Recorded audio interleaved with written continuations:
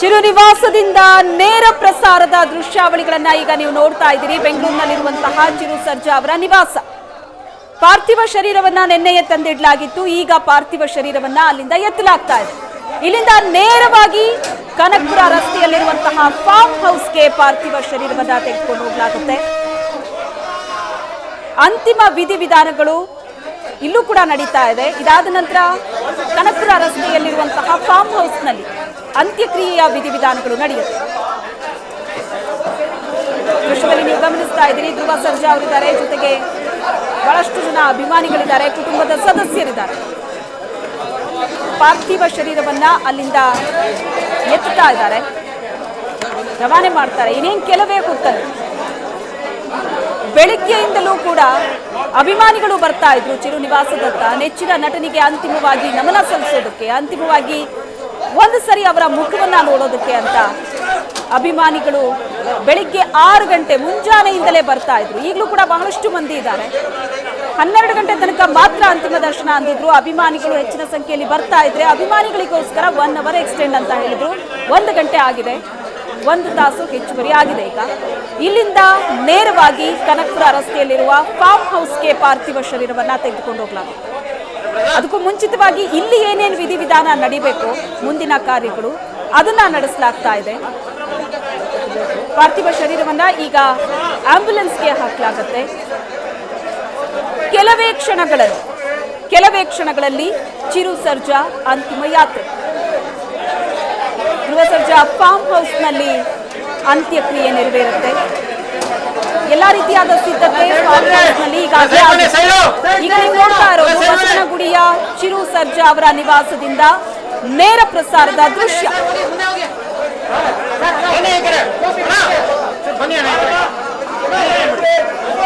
ವಿಧಿವಿಧಾನಗಳು ನೆರವೇರ್ತಾ ಇದೆ. ದೃಶ್ಯದಲ್ಲಿ ನೀವು ಅದನ್ನ ಗಮನಿಸಬಹುದು.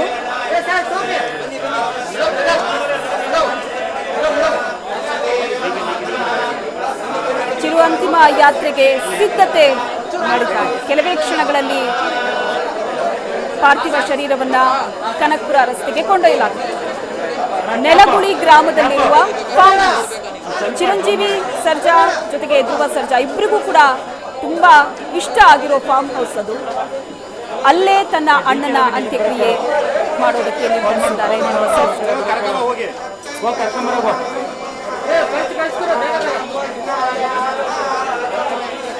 ಅಣ್ಣನನ್ನ ಈ ಸ್ಥಿತಿಯಲ್ಲಿ ನೋಡಿ ಧ್ರುವ ಸರ್ಜಾ ಕಣ್ಣೀರು ಹಾಕ್ತಾ ಇದ್ದಾರೆ. ನಿನ್ನೆ ಇಷ್ಟೊತ್ತಿಗೆ ಜೊತೆಗಿದ್ದಂತಹ ಅಣ್ಣ ಇವತ್ತು ಇಲ್ಲ.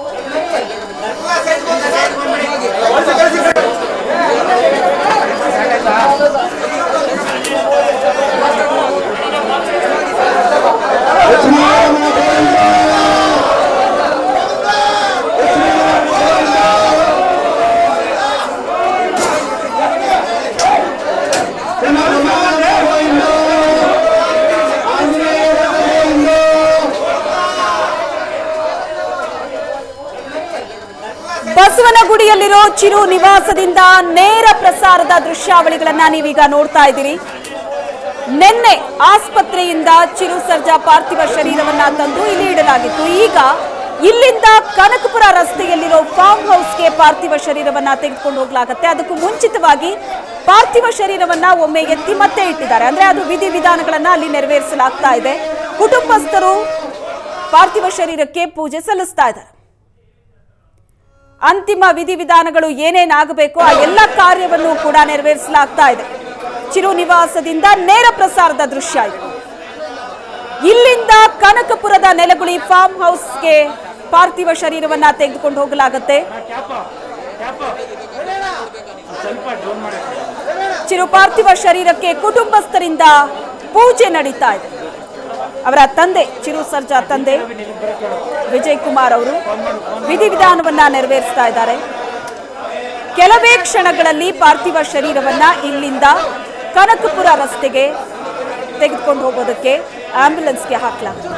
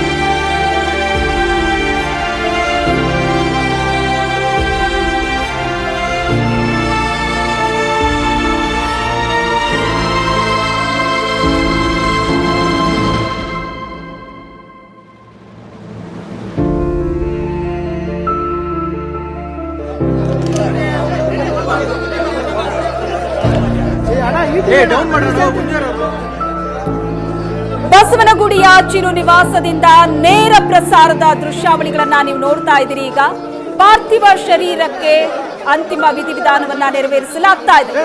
ಕುಟುಂಬಸ್ಥರು ಪೂಜೆಯನ್ನ ಸಲ್ಲಿಸ್ತಾ ಇದ್ದಾರೆ. ಪಾರ್ಥಿವ ಶರೀರವನ್ನ ಅಲ್ಲಿಂದ ಎತ್ತೋದಕ್ಕೂ ಮೊದಲು ಏನೆಲ್ಲ ಕಾರ್ಯಗಳಾಗಬೇಕೋ ಅದನ್ನ ನೆರವೇರಿಸಲಾಗ್ತಾ ಇದೆ. ಚಿರು ಸರ್ಜಾ ತಂದೆಯವರು ಅಂತ್ಯ ಸಂಸ್ಕಾರದ ವಿಧಿವಿಧಾನಗಳಿಗೆ ಏನಿದೆ ಅದನ್ನ ನೆರವೇರಿಸ್ತಾ ಇದೆ. ಕುಟುಂಬದ ಎಲ್ಲಾ ಸದಸ್ಯರಿದ್ದಾರೆ ಅಲ್ಲಿ. ಕೊನೆಯದಾಗಿ ಏನೆಲ್ಲ ಕೆಲಸಗಳಾಗಬೇಕೋ ಅದನ್ನ ನೆರವೇರಿಸಲಾಗ್ತಾ ಇದೆ.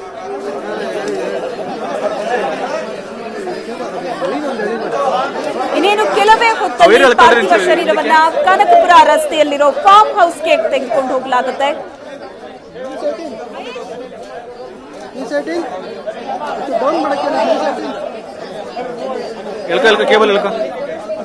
ನೇರ ಪ್ರಸಾರದ ದೃಶ್ಯ ಬಹಳ ಸ್ಪಷ್ಟವಾಗಿ ಗಮನಿಸಬಹುದು ಯಾವ ರೀತಿ ಅಲ್ಲಿ ವಿಧಿವಿಧಾನಗಳು ನಡೀತಾ ಇದೆ ಅಂತ.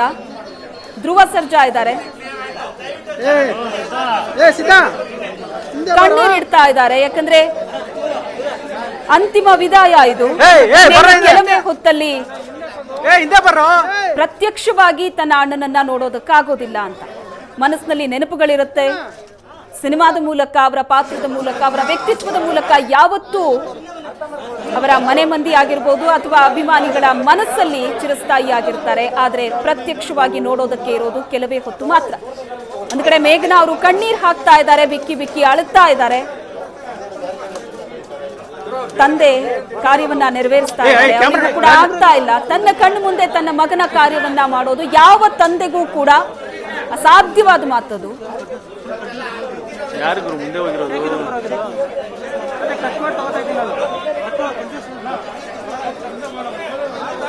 ಅವರೇ ಎಲ್ಲ ವಿಧಿವಿಧಾನಗಳನ್ನ ಮುಂದೆ ನಿಂತು ಮಾಡ್ತಾ ಇದ್ದಾರೆ. ಆದ್ರೆ ನಿಜಕ್ಕೂ ಬಹಳ ದುಃಖಕರವಾದಂತಹ ಪರಿಸ್ಥಿತಿ ಇದು.